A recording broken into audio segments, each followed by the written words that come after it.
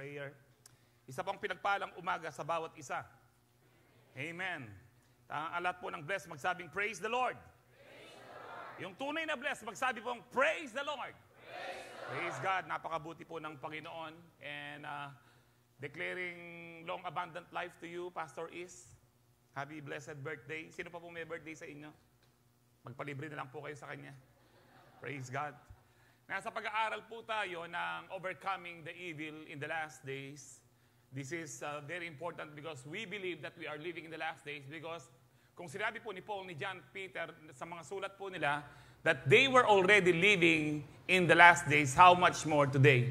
Ibig sabihin po, anytime, magra-rapture po, anytime, ang lahat po na nagsuko ng buhay niya kay Lord ay kukunin po ng Lord anytime. Kaya kailangan po tayong mag-ready and we need to overcome evil kasi marami pong masasama ngayon sa mundong ito na pwede pong mag-pull down po sa atin at tayo po ay ihatid sa impyerno. And the first na napag-aralan po natin, there are so many evil sa mundong ito ngayon pero may mga ilan po tayong na mga major evils na makita po natin ngayon which is ang una po, we need to overcome yung pong false doctrine. Ang mga maling katuruan, there are so many false doctrines today. At may mga ilan po that they claim to be the Messiah. Sa Davao po, nandyan daw po yung Messiah. No? Meron naman pong isa ngayon yung nabubulgar na isang kulto na naman. Ang dami hong ganyan ho ngayon. At hindi lamang po yan. Marami ho sa buong mundo ang nalilinlang. And that is why, kailangan po nating manatili kung ano po ang katuruan sa Biblia. Huwag po kayong maniniwala na hindi na daw uso ang Biblia kasi luma daw po ito. Heaven and earth will pass away, sabi ng Panginoon, but my word will remain forever. Lilipas po ang lahat. Ang dami na pong lumipas. Kahit po si Raven Voltaire during the, I think, 16th century, na sabi po niya, katulad yan ng sulat ni ganyan, ganito na nawala, ang Bible na yan, ilang taon lang mawawala na. Nung namatay po siya, yung bahay niya, ginawa pong factory ng Bible hanggang ngayon. Namatay na po yung mga nagsabing hindi na makikilala ang Bible. Hanggang ngayon po, bestseller pa rin po ang Bible. And that is why we need to study the Word of God, the Bible, because this is the Word of God. No, hindi po ito, it contains.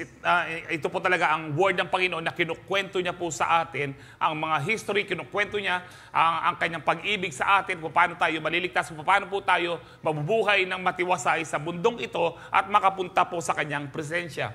At kung wala ka pong tamang doktrina, para kang walang backbone because yung mga tamang doktrina, ito po yung backbone ng ating pananampalataya. Ang ibig ko po sabihin dito, kahit sino lang ang makausap mo, kapag hindi tama ang doktrina mo, hindi matibay ang doktrina mo sa Biblia, matatangay ka po. Madali kang matangay kapag wala kang alam sa Biblia. And then the second one na pag-aralan po natin is to overcome worldly cultures. Ang dami po mga kultura, kaugalian po ngayon na hindi po tama. And kailangan po na tayo tumayo sa tama. Ano ba ang tama? Ang tama po kung ano ang sinasabi ng Diyos sa kanyang mga salita, yun lang po ang tama. Nobody can define what is right, what is good, what is love, except God alone. Sa mga tanang tao po ngayon, yung pong pwede na mag-asawa, yung lalaki sa lalaki, babae sa babae, sa kanila po tama yun. Pero sa Diyos, kailanman hindi magiging tama yun. Dahil hindi magkakamali ang Diyos sa mga nilalang niya. Kung ikaw ay babae, babae ka. Kung ikaw ay lalaki, lalaki ka. Ang mali yung kaisipan. And that is why sabi ng Bible, be transformed by the renewing of your mind. Amen. Hindi po mali yung katawan. Ang mali ang kaisipan.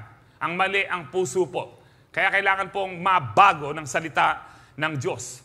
At marami pa ho ngayon na sinasabi po nila, tama na rin daw po yung ikasal. Katulad po sa Canada, nung minsan napanood ko po, kikinasal po yung isang crocodile sa isang tao po. Ganyan na po kapangit po ang kultura po ngayon. Kinasal naman po ng isang ministro. Mas loko-loko po yun. Loko-loko din po yung mga nag-attend, naging ninong pa. No, naging ninong pa po. Ganyan na po kasama ang ano natin. And did you know, early 2000 pa, sa bandang Europe po, meron na pong isang, isang paniniwala na pwede po silang magpalitan ng asawa kahit for one night lang. Ganyan po kasama ang anho ngayon. Napakasama po ng mundo ngayon. And we need to overcome these worldly cultures. Hindi po natin ma-overcome to kung wala kang alam sa salita ng Diyos and if you are not empowered, baptized in the Holy Spirit. That is why we need to be baptized, we need to be filled, and we need to know the Word of God. Then last week po, napag-aralan po natin, we need to overcome complacency, especially po ang spiritual complacency. Complacency yung pagiging tamad, no? Pagiging komportable ka na sa buhay mo. At napakadelikado po, it's very dangerous to be complacent in your spiritual life. One of the reasons bakit po hindi maayos ang iyong buhay, it is because kapag complacent ka sa iyong pananampalataya. Kaya sabi ng Lord, hindi ka malamig, hindi ka mainit, ikaw ay malahininga o maligamgam, isusuka kita. Kailangan po patuloy po tayong mag-alab sa pag-ibig po natin sa ating Panginoon. Malalaman mong complacent ka kapag tinatamad ka ng mag-church, ayaw mo nang mag-see you, napipilitan ka na lang.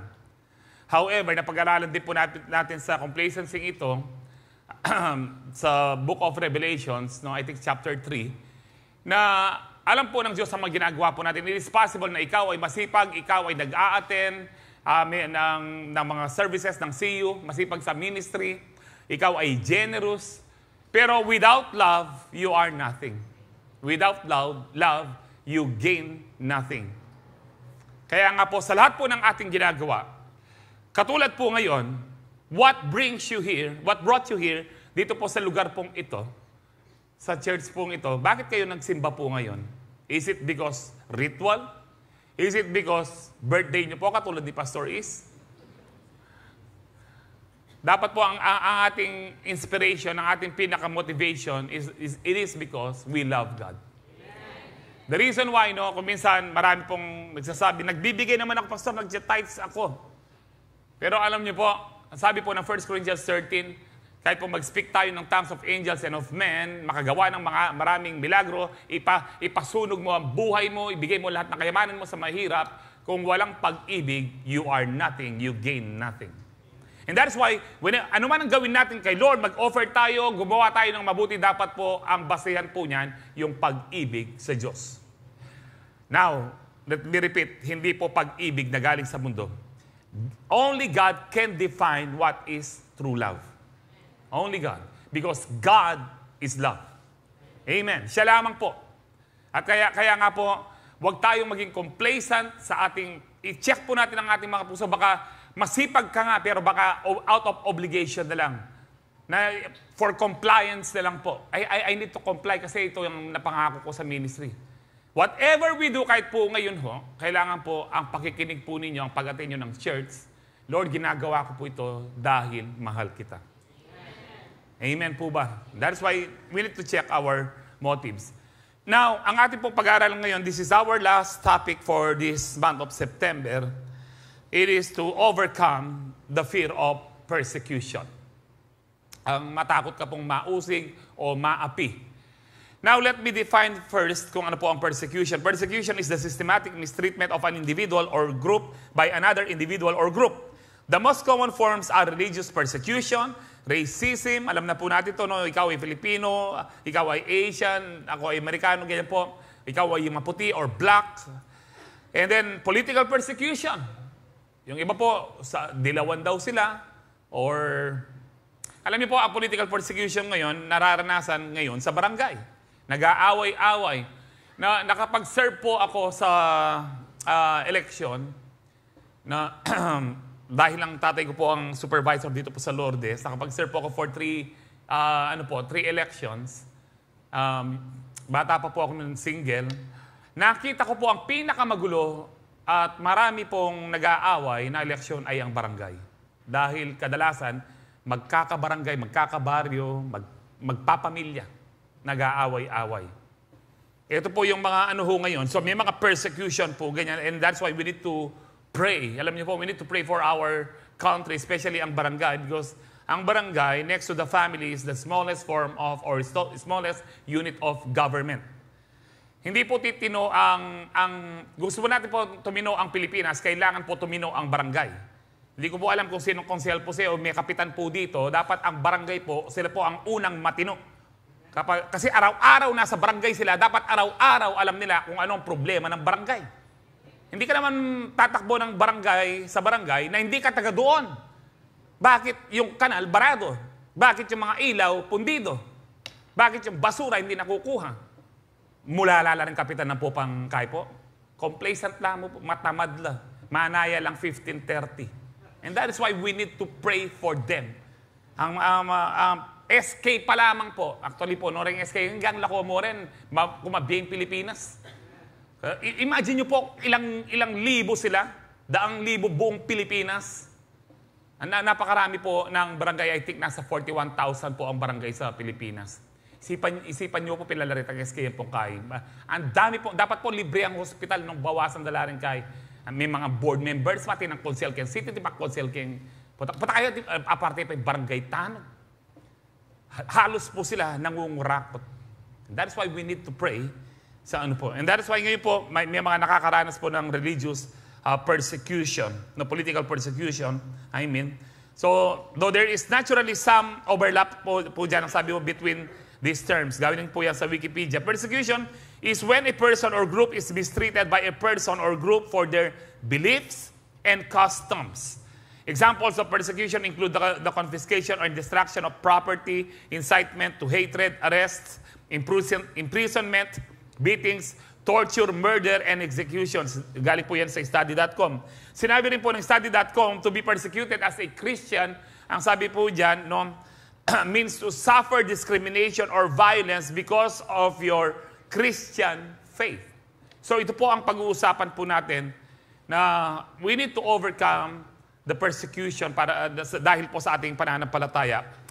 Ang persecution po ay galing po sa Latin word sequi, na ibig sabihin po to follow, no, is the root of persecution. This root connects to persecution because the oppressor follows, hunts, and hurts the victim. Kaya nga po, kung tayo ay Kristiyano, yung nagbubuli po sa atin, fina-follow tayo. Kasi yun po yung root word ng persecution, to follow. Kaya po yung nambubuli, o kahit po sa secular, sa mga estudyante, o tara tol, tara pa rin, pagtripan tayo. Lagi po silang naghahanap ng mabubuli. Yan po, dahil ang root word po niyan is to follow. Para po maghanap po ng maharas po nila, ma-victimize po nila.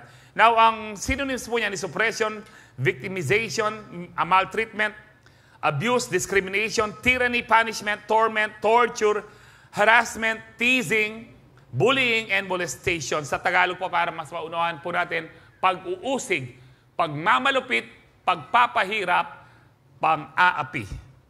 So yan po, kaya ang ibig sabihin po ng ating pinag-aralan, we need to overcome at dapat mapagtagumpayan po natin ang takot na tayo'y mausig or tayo'y maapi dahil sa ating pananampalataya. So let me begin with this verse, 2 Timothy 3:11-12. Ang sabi po dyan, you know how much persecution and suffering I have endured. You know all about how I was persecuted in Antioch, in Iconium, and Lystra. But the Lord rescued me from all of it. Yes, and everyone who wants to live a godly life in Christ Jesus will suffer persecution. Let's pray. Heavenly Father, we thank you for this wonderful morning, wonderful day that you have created for us, O God. And we pray, Lord, that today, let your will be done and let your kingdom come. Kung papaano sa langit, ganun din po, Lord, sa lupa na masunod ang iyong kalooban. Pagpalain mo nga po ang bawat isa na nagising po ng maaga ngayon upang ikaw ay papurihan, pasalamatan, at muli, Lord, tumanggap mula po sa iyong banal na salita. Pagpalain mo rin po, Panginoon, ang bawat bisita po namin for the first time nakaten po ng iyong gawain. Let them know, O God, that you love them and you care for them at nais mo silang magkaroon ng kaligtasan sa pamamagitan mo. Salamat po, Panginoon.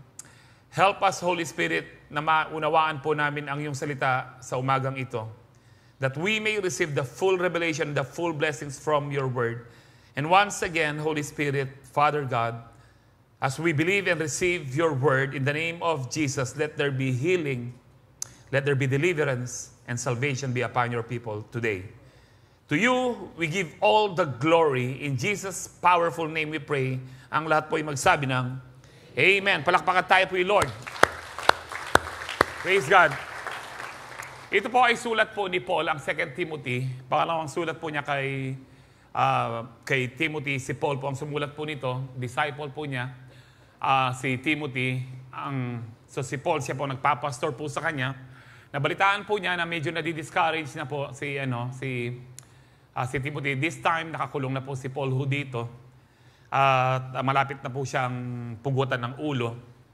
Now, ang sabi po ni Paul dito, you know how much persecution and suffering I have endured.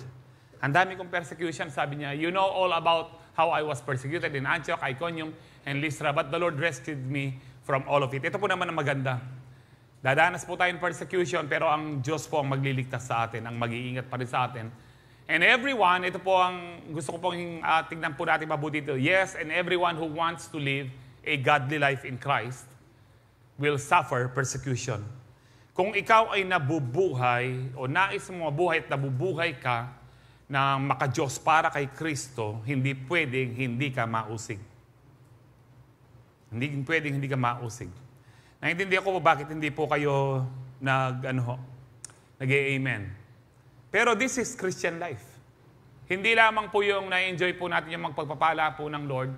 In fact, sabi ng Lord, you will be blessed kayong nag-iwan ng iyong pamilya, ng iyong trabaho for my sake and for the gospel, that hindi pwedeng hindi kayo makatanggap ng 100-fold return with what? Persecution in this life. May mga pagpapala pero may mga persecution. Na tayo. And we need to, kaya po natin to pinag-aaralan, kasi po, because we are living in the last days, ang mahirap po nito, kapag hindi tayo nakahanda, baka yung mababaw na Kristiyano, dumating po ang persecution sa atin, tumalikod kay Kristo. And then, may ginawa pong survey po ang Open Doors. Pwede natin pakita yung world map. Na ang Pilipinas po wala sa persecution. Pag sinabi pong persecution, marami pong pinapatay. No? Dito po sa mapa, makita niyo po diyan, yung orange po, high persecution. Yung medyo dark orange po, papunta ng red, yan po ay nasa very high persecuted countries.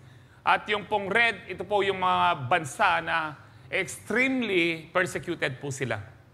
Now, tingnan niyo po ang mapa dyan, yung Pilipinas, wala po siyang ang persecution po, marami po pa rin sa Europa, dito po sa Africa, at dito po sa Central America. No? Yan na lang po ang mga persecuted. Now, sabi po ng Open Doors, ang mga namatay na mga Kristiyano last year ay there were 5,621 pinatay po. At ang pagpatay po dito, kung minsan po napanood ko po sa YouTube, ewan ko kung nandyan pa, yung mga Hamas na mga rebelde po na konektado po sa Muslim, mga rebels. Ang mga village pong nagwo-worship kay Jesus lang po. Tandaan niyo po ito, walang nape-persecute na mga religion na talagang matindi, kundi ang mga Kristiyano, yung naniniwala kay Lord. Naniniwala ka kay Allah, hindi po natatakot pa sila, naniniwala ka sa ibang Diyos. Maniwala ka kay Superman, kung kang Batman, okay mo eh. Huwag lang kay Jesus.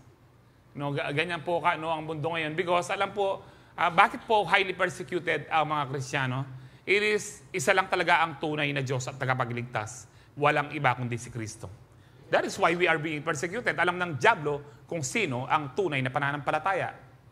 Ang mga Kristiyano lang. Kaya nga po last year, 5,621 po ang mga sinunog po dito. Yung going back to Africa, yung mga bata po, pinagtatali po nila, para po silang nakabundok, nakatumpok-tumpok po, na habang nandiyan yung mga magulang, nasabi nila, eto yung gagawin namin sa inyo kapag hindi kayo tumigil. Itong mga anak po nila, binuhusan po ng gasolina, buhay, sinunog po sila.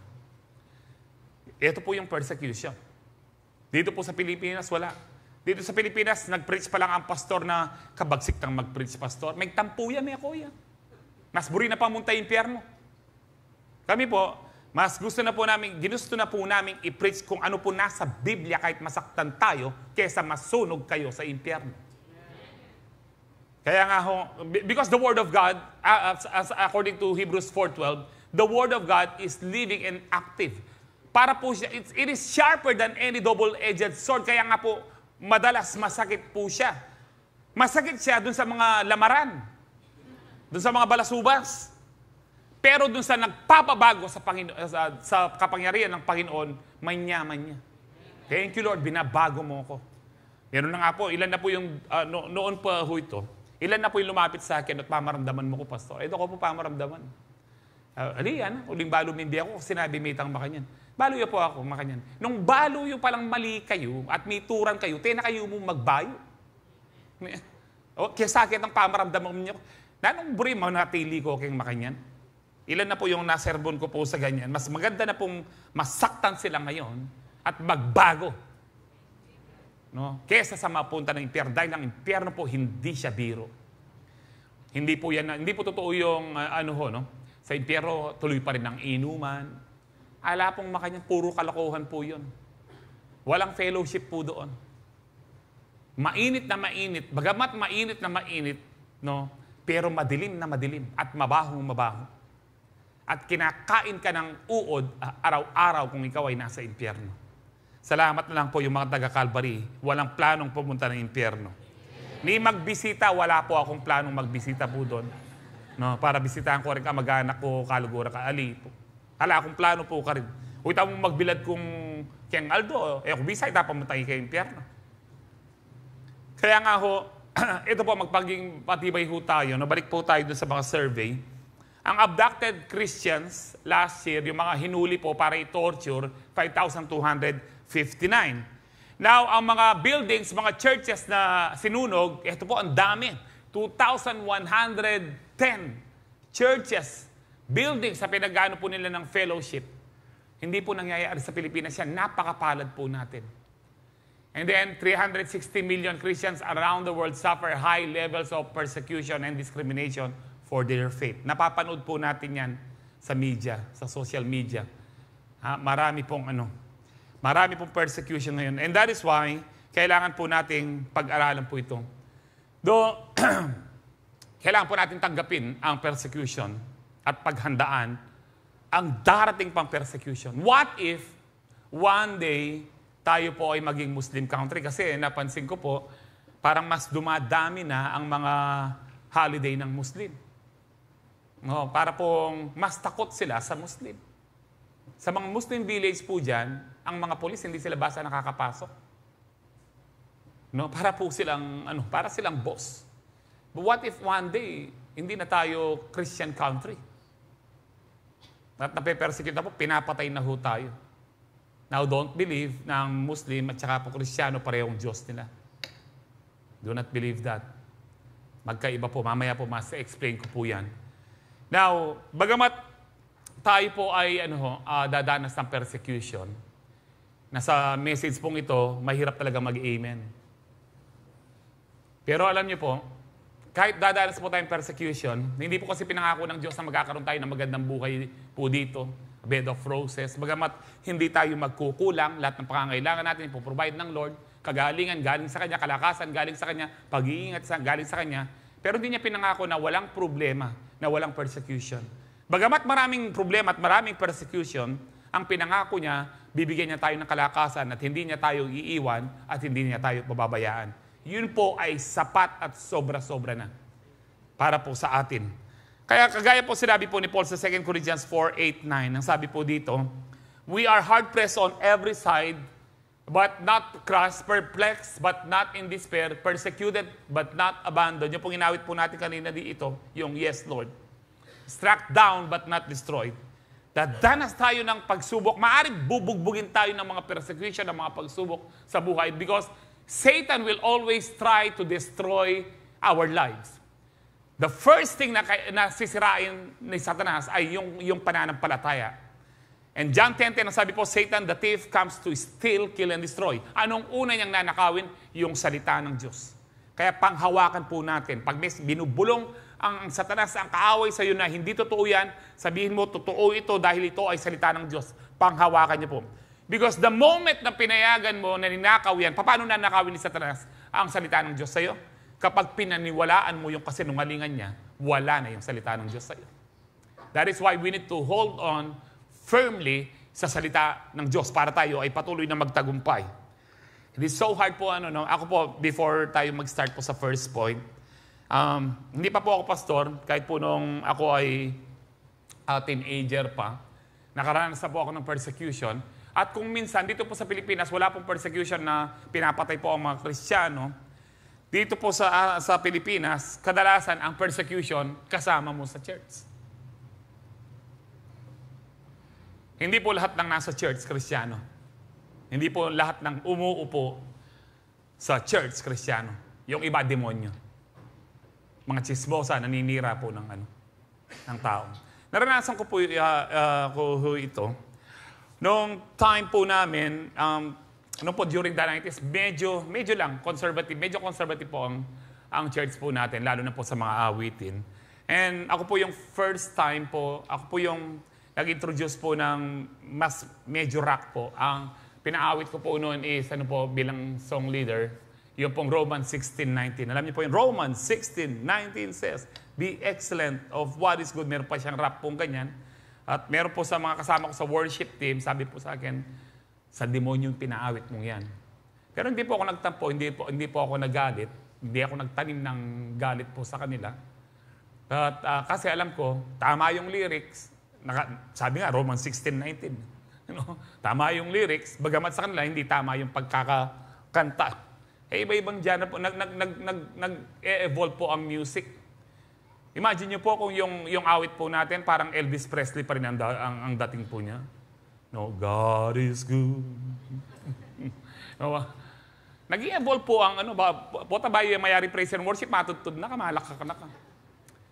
But the reason why, bakit napagtagumpayan ko po yun, because kababaptize ko lang po sa Holy Spirit. Alam niyo po, pag baptize ka sa Holy Spirit, katulad po nina, yung mga disciple na natakot po sila, pagkatapos po nilang babaptize ng Holy Spirit, sila pong lahat hinarap ang kamatayan. Ang ilan po sa kanila, kung magbabasa po kayo ng history, binalatan ng buhay. Isipin niyo po yun. Walang anesthesia, binabalatan ng buhay. Puro laman po. Para lang itakwil si Kristo. Si Peter po, pinapako po siya sa krus, pero ang sabi po niya, hindi ako karapat-dapat na mapako katulad ng aking Panginoon. Ibaligtad ninyo. So patiwarik po siya. Dapat po rin magpapako, ganyan nung konti kong kakilala, nung bisala rin papako, kayo karapat-dapat kalupa ng Kristo. Baligtad dapat tayo po karela. No, talagang tututo kayo. Kasi po si Peter mismo hindi po niya ginaya po si Kristo. Patiwarik po siya. Now, meron naman pong pinugutan ng ulo katulad po ni Apostle Paul. At meron din pong ibinabad po sa kumukulong mantika. Marami pong namatay dyan. Pero si John, sa history, according to history, si John the Beloved, hindi po siya namatay. Nagtataka sila, hindi nila mapatay-patay. So, in-exile po siya sa isang island na Patmos ang pangalan, na may plano pala ang Diyos na isulat ang pinakahuling aklat ng Biblia, which is the Apocalypse or yung pong Revelation. Now, ganito po katindi. Sa atin po, salita pa lamang po. Kaya, kanya kung demonyo po yan. Ang pinakamasakit po dito na naranasan ko sa iglesia pong ito, noon po ito, no? Kala na makain demonyo po yan. Noon po, dahil nag-resign po ako sa trabaho ko, at sinuli ko po yung sasakyan ko, yung service car ko. Sakto po, magbe-birthday po ako nun. Binigyan po ako ng pambili ng sasakyan ng aking kapatid na nasa US. 150,000 dahil dalawa na po yung baby ko po noon. Yung nagki-keyboard po isa dito, pa lang po siya noon. Month old pa lang po siya noon. Ilang buwan pa lang si Cher. And so bumili po ako ng second hand, 150,000 po ang Toyota Corolla kung yung nakakilala, alam niyo po yun.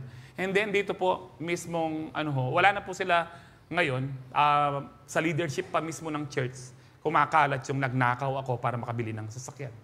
Kung kayo po yun, music director po ako, musician po ako for many years, worship leader po for many years, tapos wala silang ebidensya, sasabihin nila na nagnakaw po ako. Umiiyak po ako ng linggo. Ang nagsabi po sa akin dito, kasi lumaki po ako sa kanila, alam niya po yung pagkatao ko. Na kahit po sa amin, kahit diyang 5 hanggang 5 duling, ako po mahana akong makain.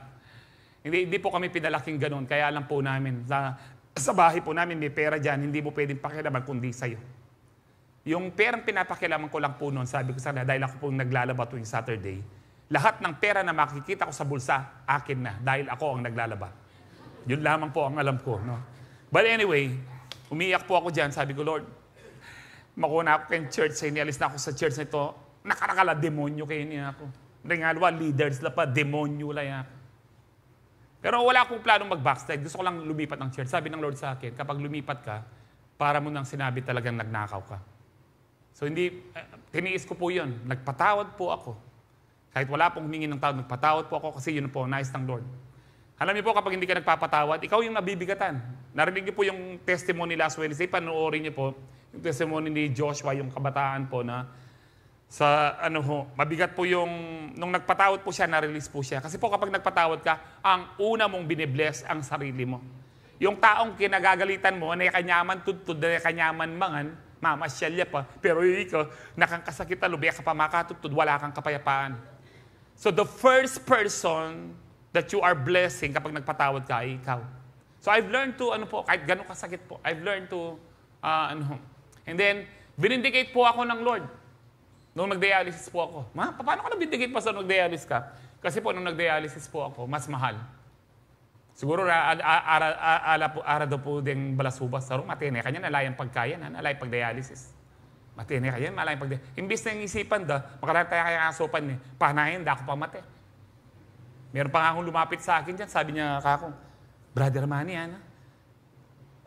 kamabigla na, paninap na naka, tsyo kaking kabaho nga nakako. Lawin ke. Balaman na ko demonyo. Sabi ko demonyo yung sumabi kay makanyan. Pero nung nagbasa po ako ng Bible, sabi ng Diyos, panghawakan mo yung Psalms 118:17, I will not die but live and I will declare what the Lord has done. Maaaring siguro binigyan siya ng panaginip pero hindi galing sa Diyos, panaginip na galing sa demonyo. Kasi po that was almost 17 years ago. Ilang buwan pa lang po ako nagda-dialysis. Magsa-17 years na po akong nagda-dialysis this coming January. Pero hanggang ngayon po, buhay po ako. Opo, iyo ko lalo yung makain, nakamambangke. Neti ko pandaya na dudurot yung katawan ko. So, ito po yung ang sakit po ng naranasan ko pong ito, na-vindicate po ako nung nag-dialysis. Bakit po? Kung bibilangin ko po, baka nanunod yung aking mga pamilya sa US po niyan, yung mga pinagkaloob po sa amin na blessing ng aking kapatid ay nasa 16 million na last year pa ako. Kupay na ako dito para mag-dialysis. Kaya sabi ko, thank you Lord. Kahit hirap ang dialysis, ay alam ko na vindicate ako dito. Sa ito. Kasi kung hindi po sa Diyos, kung hindi ako nakinig sa Diyos po, kung umalis ako sa church na ito, wala na. Kaya alam niyo po, tumayo tayo sa ating pananampalataya, makinig sa Diyos. Kahit na masakit pang sabihin nila sa atin, alam natin ang relasyon natin sa Panginoon. Amen? So, first point, do not fear persecution, but accept the reality of persecution. Persecution is a reality po sa atin. Totoo po ito. Balikan po natin yung 2 Timothy 3:12. Sabi dyan, yes, everyone who wants to live a godly life in Christ Jesus will suffer persecution. Yun lang po nabubuhay na maka-Diyos para kay Kristo ang mape-persecute. Now, kapag ikaw, kapatid, hindi ka nape-persecute, magtanong ka na. Baka hindi ka sa Diyos. Ang sabi po, dito po sa 1 John 3:13, do not be surprised, my brothers and sisters, if the world hates you. Huwag kang magulat. Dahil not normal lang po sa tunay na Kristiyano na nabubuhay ng maka-Diyos para kay Kristo, ang mausig po tayo. John 15:18-20, if the world hates you, sabi po dyan, keep in mind that it hated me first. If you belong to the world, it would love you as its own. As it is, you do not belong to the world, but I have chosen you out of the world. That is why the world hates you. Verse 20, sabi niya, remember what I told you, a servant is not greater than his master. If they persecuted me, they will persecute you also. If they obeyed me, my teaching, they will obey yours also. Anyway, hindi po madalumdum. May problema po yung mga ilaw po natin. And, ang sabi po dyan, kung ako ay inusig, ang sabi po ng Panginoon, hindi pwedeng hindi kayo mausig. Amen, ho ba? Ito ko ba bang sound? Mawawala ya? Hello, sound check. Ang milyari. Hello, sound. Hapit dati po. Okay, tanapit yan. Yun na papadin ng sound. Hanggang pamadaya pa yung kaibang tuloy-tuloy na. Hanggang matdaya pa yung sulu. No, Karina ako. Anyway, ang sabi po dyan sa verse 20, a servant is not greater than his master. Alam niyo po, may mga teacher na sinasabi po nila ito sa student. Hindi ka pwedeng lumagpas sa akin. Ibig sabihin, mas magaling ako sa iyo dahil teacher ako. Hindi po yan ang context dyan. Ang context po dyan, hindi po yung mas matalino ang teacher. May mga estudyante po na kung minsan mas matalino sa teacher. Kaya lang, paratutlareng alwang teacher. Kasi sabi nila, wala daw na servant o estudyante na mas higit. Ang context po dyan, about persecution. Kung pinersecute ang teacher, si Jesus, hindi pwedeng hindi ma-persecute ang mga servants. Yan po ang context po dyan. No, kung minsan Bible school teacher, ganyan din po. No? May mga alam po akong ganyan na a servant, no, ang estudyante hindi siya aangat sa teacher. That is not true. Kasi po kung lagi pong above ang teacher, so ang unang teacher po noon si Jesus, wala nang nag-above. Tapos sa mga disciples, ang second teacher, dapat po pababa ng pababa. Eh di napakamangmang po natin ngayon kung pababa ng pababa. In the kingdom of God, progressive po. Ang sabi ko po no, sa mga young full-timers po natin, mga young pastors po natin, sabi ko, dapat pagdating ng panahon, mas magaling kayo sa amin dahil yung tinuturo namin, ina-acquire ninyo, na nakukuha ninyo, nagigain ninyo, iba pa yung natututunan ninyo. At ang sa ng Lord is progressive. Sa amin naman na naunang pastor sa inyo, hindi kami dapat ma-insecure. Walang insecurity dapat ang Kristiyano. Kahit dumating ang panahon na hindi na po ako ang senior pastor dito, so what? Nakay Kristo pa rin ako. It's not about the position. It's about your calling. Kung tinawag ka ng Lord na, umalis ka na dyan, dito ka naman, it's okay. It's okay po dapat. Maging sa pag tayo po ay naunang Kristiyano dito sa Calvary, dapat magbargol na minuna ako kay Calvary. That is pride.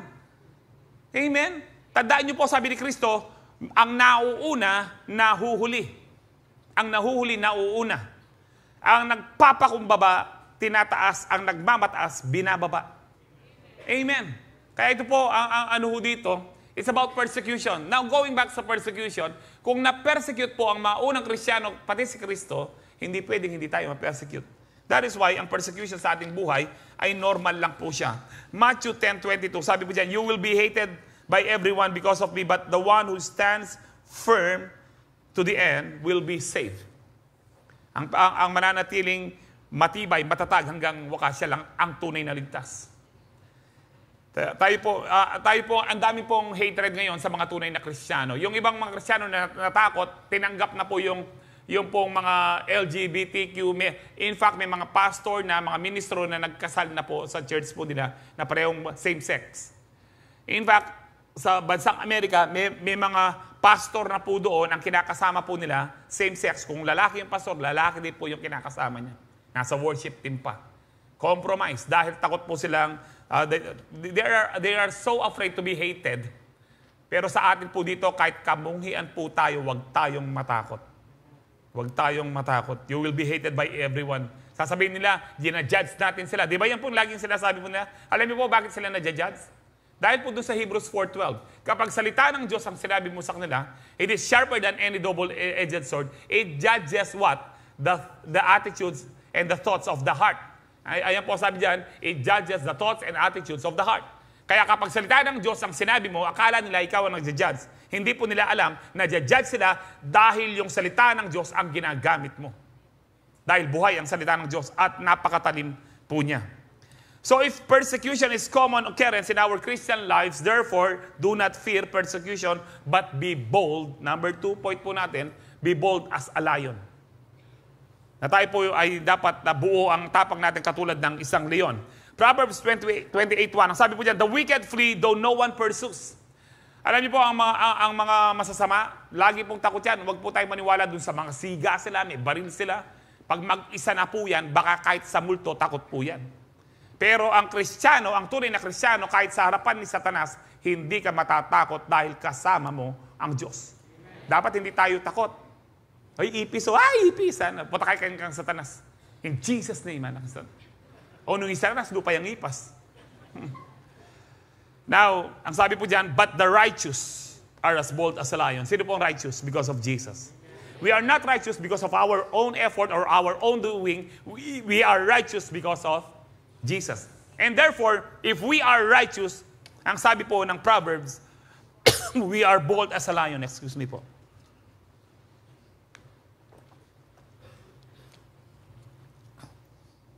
Bakit ang righteous po ay kinumpara sa isang leon? Dahil ang leon po, buo po ang loob niya, buo yung tapang niya. No, buo ang tapang niya, wala siyang pakialam kung mapahamak siya o ano. Basta kung gusto niyang kumain, kahit po crocodile, hinahunt po niya, bumababa siya sa sapa, kahit crocodile po, kinukuha po niya. Buo po ang loob ng lion.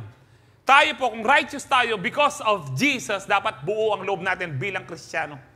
Kung Kristiyano ka kapatid, magpaka-Kristiyano ka na. Wala pong maliligtas ng 99.9% Christian. Dapat 100% Christian. Fully surrendered. Wala ka nang pinanghahawakan sa mundong ito. Yes, you may be enjoying po yung bang pleasure and blessings na binibigay sa iyo ng Lord, pero huwag mong ilagay ang puso mo sa mga blessing na yan. Dapat handa mong iwanan yan para kay Kristo. Amen ho ba? Kundi po sayang lang yung pong pag-attend po natin. Sayang na yung sinasabi mong Kristiyano ka. 2 Timothy 1:7-8 ang sabi po dito, for God has not given us a spirit of fear and timidity. Ang takot po at magiging mahiyain po ay isang espiritu. Isang demonyo na hindi po yan binigay ng Diyos po sa atin. Kaya walang Kristiyano ang takot. Sabi niya, but of power, love, and self-discipline. Ano po talaga ang context yan? Saan tayo yung unang hindi matatakot? Ang sabi po dyan sa verse 8, so never be ashamed, ang sabi po dyan, verse 8, pakilipat na please. So never be ashamed to tell others about our Lord. And don't be ashamed of me either, even though I'm in prison for Him. With the strength God gives you, be ready to suffer with me for the sake of the good news. So sumulat si Paul kay Timothy ng kanyang pangalawang sulat upang i-encourage muli, itulak si Timothy, ay ang pastor Timothy, na patuloy siyang mag-preach at buksan niya ang church na huwag siyang matakot. Kasi during this time, nakakulong na si Paul, marami nang pinugutan ng ulo, pinako sa krus, sinunog, na maaring natatakot si Timothy at nahihiya na, bakit itong pastor ko nakakulong? Kaya sabi po niya dyan, never be ashamed to tell others about you, about the Lord. And sabi po dyan, and don't be ashamed of me, kung nakakulong ako, be ready, sabi po niya, to suffer with me for the sake of the good news. Salamat po sa amen nyo. This is the gospel, the full gospel. Hindi lang yung blessed tayo. Yes, okay, blessed tayo. But you need to know that we will suffer persecution if we are living for Christ. And we need to be ready. If one day, komunista na tayo o Muslim country na ho tayo, we need to be ready. But we are praying, siyempre, gusto po natin, manatili po tayong Christian nation until sa coming po ni Kristo. And that is why kailangan po natin i-saturate ang Pilipinas. Kaya po pinapalit ng Lord ang pangalan ng Calvary, na hindi na po siya Ministry of Angeles City, Calvary Temple, Philippines, because ang declaration po natin, ma-influence po natin ang buong Pilipinas sa tunay na gospel, na walang tinatago. Walang takot po natin sasabihin ang tunay na gospel from the Bible. Amen ho ba? So yung first fear na dapat po nating pagtagumpayan, the first fear that we need to overcome is the fear of proclaiming Jesus as the only Lord and Savior of the world. Amen. Ito po yung unang dapat natin pagtagumpayan. Alam niyo po, kung darating man ang panahon na tayo ma-persecute, sabihin ng gobyerno, bawal ng manalangin sa public, bawal ng mga churches, bawal ng Kristiyano, bawal ng Bible, hindi na tayo dapat pasakop sa gobyerno. Parang rebellion yan, pastor. Kasi sa Romans 13, pastor, dapat pasakop tayo sa mga governing authorities. Saan ba sa Bible na kapag binabawal na si Kristo, hindi na tayo pasasakop sa gobyerno? Nandito po sa Acts 4:18-20. Nakapagawa po sila ng milagro sina Peter and John doon sa Acts chapter 3 sa gate ng temple called Beautiful, yung pong lumpo since birth, na talagang payat na payat po ang ano niya. Nung sinabi po ni Peter at John na, in the name of Jesus, rise up and walk. Bigla pong nagkalaman at hindi po niya na-experience ang lakad, pero hindi lang siya lumakad, naglulundag pa at tumakbo.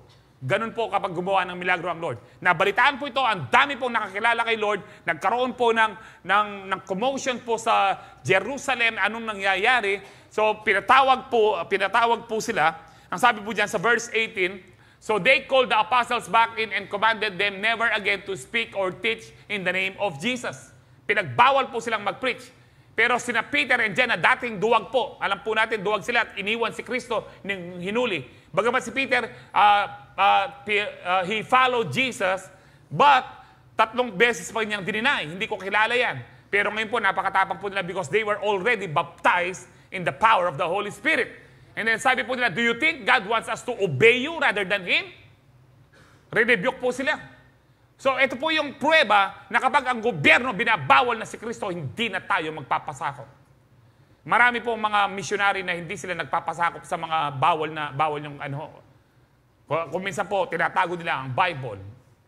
No, dahil hindi tayo dapat, ang unang authority na nagpapasakop tayo, yung authority ng Diyos. Wala nang iba. Kapag ang gobyerno sinasabi niya, bawal ang ganito, bawal ang ganyan, patungkol kay Kristo, huwag tayong pagpasakop. Dapat lagi tayong nagpapasakop. Kaya sa Diyos. Kaya sabi nila dito, palagay nyo, dapat namin kayong sundin kaysa sa Diyos. We cannot stop telling about everything we have seen and heard. Inulit po ito sa Acts chapter 5, 28-30, nung kinulong po sila dito before po ang event na ito. Pero pinataka sila ng anghel, hinahanap sila, sabi po ng gwardiya, nandun po sila sa daan, nagpipreach na naman. So pinatawag na naman sila, we give you strict orders. Ang sabi po ng mga Jewish leaders, no, ang sabi po nila dyan, never again to teach in this man's name. He said, sabi niya, instead, you have filled all Jerusalem with your teaching about Him, about Jesus, and you want to make us responsible for His death? Parang sinasabi niyo kami ang dahilan bakit siya namatay? Pero tandaan niyo po yan, sinabi po ng mga Jewish leaders na yan, no?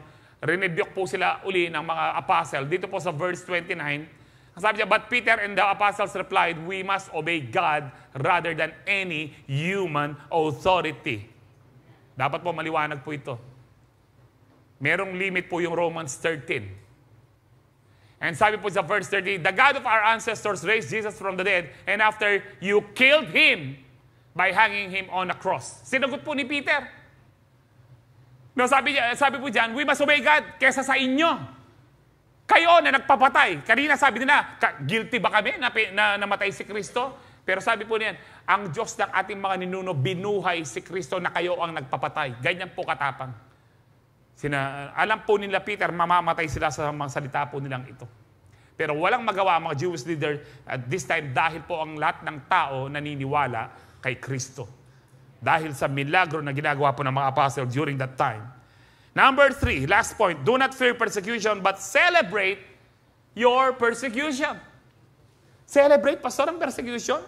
Inuusig ka na, inaapi ka na, binubuli ka na? Yes. Nasa Bible pa yan? Nasa Bible po ito.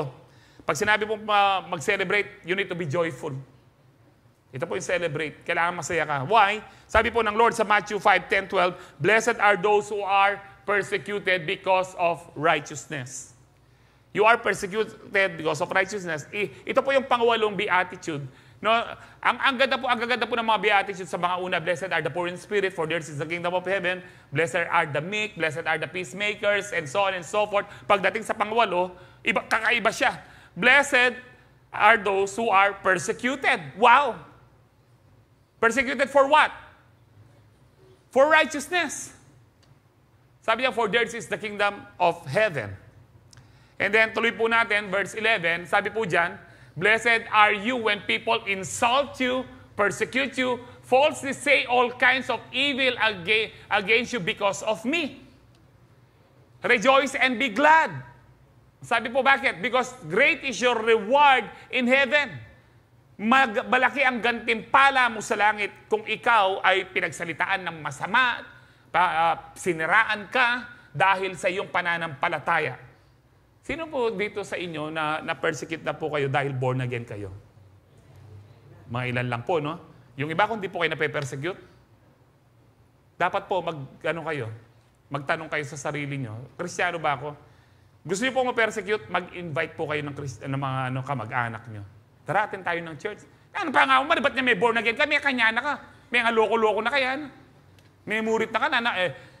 Pare, manibat niya may born again na ka, nakatinuking mininong kaya kami. Di ba? Ganyan po. Tapos pag dumadating ka, ayan ay hallelujah, praise the Lord. Ayan ay burn again. Yung iba ang tawag sa atin, ayan na si borbolen again. Okay lang po, wag po kayong magalit. Bless po kayo. Sabi ng Bible. If we are being persecuted for being born again, if we are being persecuted for being Christian, for our faith in Christ, that is okay. Pinagpala ho tayo. Amen. Ay, salamat, amen na kayo rin. Potang naman din pinagpala, mag-amen le. Ang tunay na pinagpapala ay yung nape-persecute dahil kay Kristo. So gusto nyo mag-persecute, mag-invite kayo. Sabihan tayo ka, mamulang-mulang ka, mamuting-muting ka, abe yung pakita kanyang-kanyang kukar, kay lundag-lundag ko, wala mo murit kayo, ano po. It's okay. It's okay. Sabi po, bless po tayo. Ang sabi po ng Panginoon. Sa Luke 6:20-23, sabi dyan, what blessings await you when people hate you, exclude you, mock you, pinagtatawanan ka, ininsulto ka, and curse you, pinagmumura ka. As evil because you follow the Son of Man. Verse 23, sabi po dyan, when that happens, be happy, celebrate. Kapag inusig ka, maging masaya ka, sabi dyan, yes, leap for joy, lundag ka pa, sabi niya, lumundag ka. Eh yung iba sa inyo, lumulundag kahit matanda na pag New Year. Eh na kayo dagol. Lumundag kayo, leap for joy kapag kayo nauusig dahil kay Kristo. Bakit? Great is your reward, sabi dyan, awaits you in heaven. And remember, their ancestors treated the ancient prophets that same way. Amen. Alam niyo po, huwag niyo pong sabihin na, ay ako kahit wala akong reward sa langit, basta sakto lang. Wala pong sakto sa pagiging Kristiyano. Yung sakto kang ligtas. Anong palagay mo sa pagiging Kristiyano? Sasakay sa raw? Kapag ikaw ay ligtas, tunay na ligtas ka. At nais mo ng Lord na may reward ka kasi yung mga reward na yon, hindi po yung trophy na i-display mo na parang pride ngayon. Dito ang igargar ng medal mo, makadisplay lang. At yung 5 kilong medal mo, sinuot mo, makakuba na ka. No? Wala pong ganun kasi pride po yun. Sa langit po, ang mga reward, it is for our eternal use. I think, no, hindi ko pa alam ano po yung mga rewards na yan, pero I think one of the rewards is yung meron kang chariots of fire na kabayo po lumilipad. O na, anong makisakay na ka mo? Pildak na kapan ng kabayo ko. Great is your reward in heaven. Amen po. Sa Acts 5:41, pagkatapos po silang usigin ng mga apostles, sabi niyan, the apostles left the high council rejoicing that God had counted them worthy to suffer disgrace for the name of Jesus. Nagsaya po sila kahit po sila ay minak, pinersecute. Dahil, bakit po? Masarap pong nape-persecute. Because of Jesus.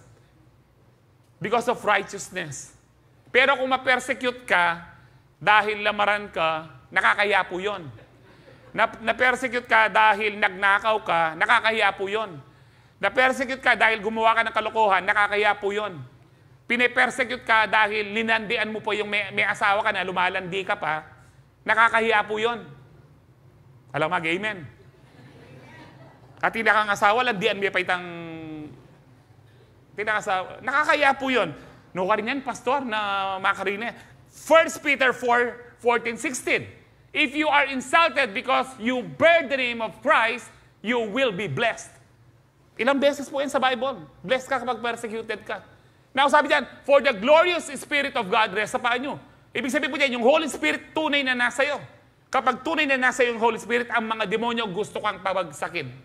Verse 15, sabi dyan, if you suffer, however, it must not be for murder, for stealing, making trouble, or prying into people's affairs. Yung nakikialam ka sa may buhay na mabuhay.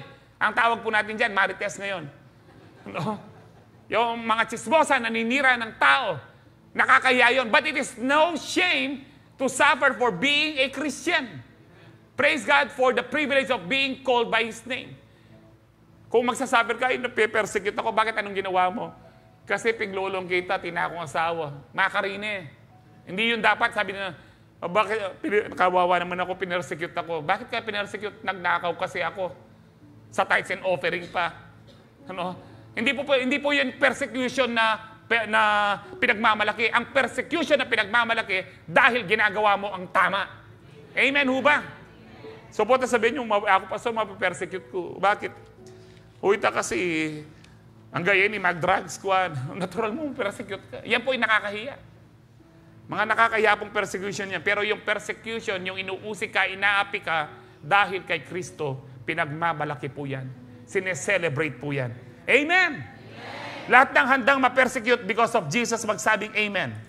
Magsabing praise the Lord. Amen. Praise the Lord. Aring alwa. Ariyan mo na yan, pastor. Ariyan mo na yan. Mag-review na po tayo. Overcome the fear of persecution. Number 1, accept the reality of persecution. Be bold as a lion with your faith. Celebrate your persecution. Now, ang tanong, ano pong gagawin po natin sa mga persecutors po natin? Yung umuusik sa atin. Aawain natin sila? Susumpain natin sila? No! We need to bless and pray for our persecutors. Nasaan po yan? Nasa Romans 12:14. Bless those who persecute you. Don't curse them. Pray that God will bless them. Pastor, okay ng pag-pray pero itang i-bless mo lang. Ano po yung sabihin ng bless? Nung birthday na yan regaluan me. Ati bang mag-persecute ka, Pastor Isken? O Hindi, totoo po ito. Para mapatunayan mo na ikaw ay nagpatawad na, regaluhan mo yung taong kinagagalitan mo. Now, yung nagpe-persecute sa'yo, i-bless mo kanya. Pray na mo, Pastor. Lord, sana kunan mo na yan, napamakanyan. Pag-pray nepin. Hindi po yun, kaya nga bless mo. Sa prayer mo, dapat blessing siya. Ano yung prayer natin? Lord, I pray na makilala ka rin niya, na magkaroon din siya ng kaligtasan. Pero yung iba hindi, Lord, kaya buringakit kayong banwayan. O sige, may kita kayo mo kayong impyerno, naningin. Dapat ang prayer po natin, Lord, sana makakilala din po sila. Ikaw po ang gagamitin po ng ating Panginoon. Sa Matthew 5:44-45 sa dyan, but I tell you, love your enemies and pray for those who persecute you. Love your enemies and pray for those who persecute you. Amen? Kaya hindi po tayo magkatulad ng ibang reliyon, just like the Muslim. Ang Muslim po, si Allah daw, yung mga infidels, ang tawag po sa mga hindi naniniwala kay Allah ay mga infidels. Ang mga infidel, pinapapatay. Pero si Lord, ang umaaway sa atin, ang tunay na Diyos, ang umaaway sa atin, nagpe-persecute sa atin, gustong pumatay sa atin, mahalin daw natin sila. Pareho ba yun? Hindi po. Huwag niyong sabihin na pareho tayo sa ibang religion. Kapag wala po sa Bible at kontra sa Bible, hindi yan natin kapareho. Kapag hindi ang sentro si Jesus, hindi natin yan kapareho. Kahit yung pangalan din, Jesus, halimbawa, Iglesia ni Cristo, pero sa kanila tao lang siya. Alam natin nagkatawang tao siya, pero hindi natin sila kapareho. Catholic, hindi natin sila nakapareho. Makakapakuya pa yan, regalwa makakerala. Umandoren bitisda. Hindi natin sila kapareho. Iba yung Jesus natin. Ang Jesus natin, buhay at malapit na siyang bumalik. Kaya sabi po dyan, bakit natin sila i-bless? Ang sabi diyan, that you may be children of your Father in heaven. Ang tunay na anak ng Diyos, hindi nagtatanim ng galit sa mga persecutor niya. Binibless sila, minamahal sila, pinagpe-pray sila na sila ay maligtas din. And sabi diyan, He causes His Son to rise on the evil and the good, and sends rain on the righteous and the unrighteous. Ano may sabihin niyan? Dahil lahat ng tao mahal ng Diyos at gusto niya, lahat ng tao ay maligtas. Ito po yung mapagmahal na Diyos. Kahit po si Stephen, the first martyr in the book of Acts, sa Acts chapter 7, bago mamatay si Stephen po, pinagbabato po siya. Sino na po nakaranas sa'yo binato kahit ganyan lang na bato? Ang sakit po. No, during the biblical times, ang pagbabato po sa kanila, ganyan kalalaking bato at ganyan po. Talagang pagbato po sa kanila hanggang mamatay. Now, bago po patayin si Stephen, sabi niya, while they were stoning him, Stephen prayed, Lord Jesus, receive my spirit. Then he fell on his knees and cried out, Lord, do not hold this sin against them. Ibig sabihin, Lord, patawarin mo sila. No, ang sinasabi niya, Lord, iligtas mo rin sila. Hindi po niya sinabing, Lord, ikaw na pong bahala sa kanila. Sige po, patayin mo na sila. Hindi po. Namamatay na lang si Stephen. Ang sabi niya, Lord, patawarin mo sila sa kanilang ginawa. Now, when he had said this, he fell asleep. Ano ibig sabihin po niyan? Alam niyo po, huwag tayong matakot kung darating ang araw, pupugutan tayo ng ulo po dito. Kasi po, siguro sa una, madaramdaman mo. Pero katulad po dyan, hindi naramdaman po yung kabuuan ng sakit ni Stephen. Kinuha siya ng Lord. After, sabi dyan, when he said this, he fell asleep. Namatay na po siya. hindi na po niya naramdaman. Kaya huwag tayong matakot sa kamatayan dahil ang kamatayan wala na po siyang ano po sa atin. I remember nung pong kami po pastor, mga pastor, ang dami namin persecution po dito. Lalo na po ako, nung pangawon mo kayong Calvary, ang dami po, marakal demonyo kayo niya. Pero wala na po yan eh. Leko na po ng Lord.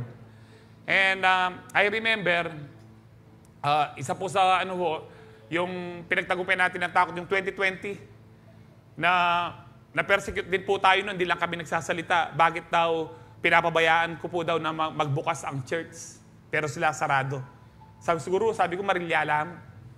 Dumating po yung September 2020, ako po yung unang COVID patient na na-confine. Ang sabi po ng Diablo sa akin, ayan na, sisisihin ka na nila yan. Yan ang sinasabi ng mga ibang church, ng mga ibang pastor sa iyo, na bakit ka nagbubukas ng ano. Then nag-pray po ako, Lord. Na-COVID po ako ngayon, nandito po ako ngayon. Sasara ko na po yung church? Ang sabi ng Lord, bakit mo isasara ang church? Hindi naman nagpupunta ang mga anak ko para sa iyo. Nagpupunta sila para sa akin. So, kaya po tuloy-tuloy. The rest is history. Nakita po natin, pinagtagumpayan po natin. Marami sa atin na COVID, pero nanatili po tayo sa pananampalataya at nililigtas po tayo ng Panginoon. Hindi tayo pinabayaan ng Panginoon. Pinagpala po tayo during the COVID. No? During the COVID season hanggang hanggang po this year po, binigyan po tayo ng 3 lote po ng Panginoon na pinagpapark po natin ngayon. Na hindi po biro ang halaga. Ang ilan po dyan, ang per square meter, yung umabot po ng 50,000 per square meter dahil nasa sentro tayo. Sa Lord, kapag kalooban ng Lord, walang mahal, walang sayang para kay Lord. Amen. At pinagpapala ng Lord ang mga inuusig. Nakita po natin na bless tayo ng Lord. Binless po tayo ng Lord kahit inuusig po tayo. Huwag po tayong matakot. Because pinag-pray din po natin sila, Lord, sana sila rin po ay maging matapang para sa iyo. Ang tanong ko lang po, Manal Bel, ang tanong ko, nung tayo nagpastor, hindi ba natin sinabing, Lord, binibigay ko na ang buhay natin? Nung tayo naging Kristiyano, hindi ba natin sinabing, Lord, binibigay ko na ang buhay ko? Bakit tayo nagtatago, natakot sa kamatayan? Ang sabi po ng Philippians 1:21, for me to live is Christ and to die is gain. Ang mabuhay ay kay Kristo at ang mamatay ay pakinabang. Pakinabang lang po ang kamatayan mo, kapatid, kung ikaw ay tunay na nabubuhay para kay Kristo. Sayang ang buhay mo kung di ka nabubuhay para kay Kristo. Kung nabubuhay ka lang para sa karir mo, kung nabubuhay ka lang para sa pera, para sa trabaho mo, impyerno ka. Dapat okay lang yan, pero dapat nauuna si Kristo. Nauuna si Kristo. Kaya mo dapat iwanan yan. Amen po ba? Maging si Kristo nung nasa krus po siya, ang sabi po niya, Father, forgive them. Kaya kailangan po, matuto po tayong magpatawad. And today, alam niyo po, kapag tayo po ay nape-persecute, we are blessed. Amen? We are blessed when we are persecuted for our faith in Christ.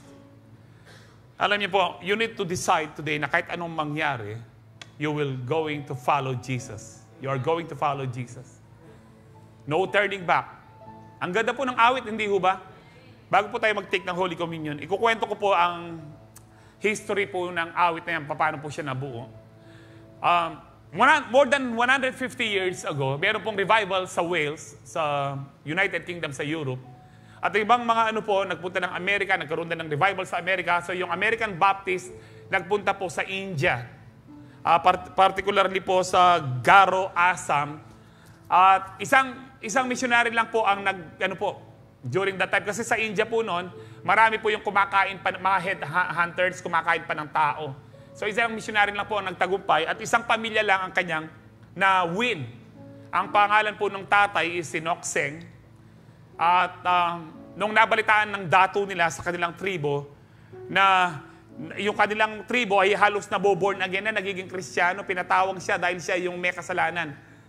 At pati yung pamilya niya, may 2 anak siya at saka po yung asawa po niya, ang sabi po nung dato, nung chieftain, habang nakapihit po yung mga pana doon sa mga anak niya, sabi niya, kung ididinay mo si Kristo, hindi ko papatayin ng mga anak mo. Ang unang word po ni Nokseng, ang sabi po niya, I have decided to follow Jesus. No turning back.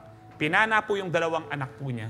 Habang nangingisay po yung anak niya sa harapan po niya, tinanong muli siya ng dato, ngayon, yung mga anak mo, namamatay na sila. Siguro po, naririnig niya kung paano, pero ang sabi po niya, ang sabi po ng chieftain, susunod ko yung asawa mo kung hindi mo pa rin itatatwa si Kristo.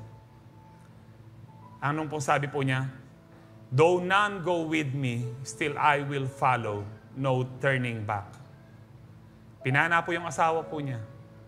At habang nangingisay po ang pamilya niya, binigyan siya ng chance. Sabi niya, Nokseng, last chance mo na to, sabi po ng dato. Kung i-deny mo si Kristo, mabubuhay ka.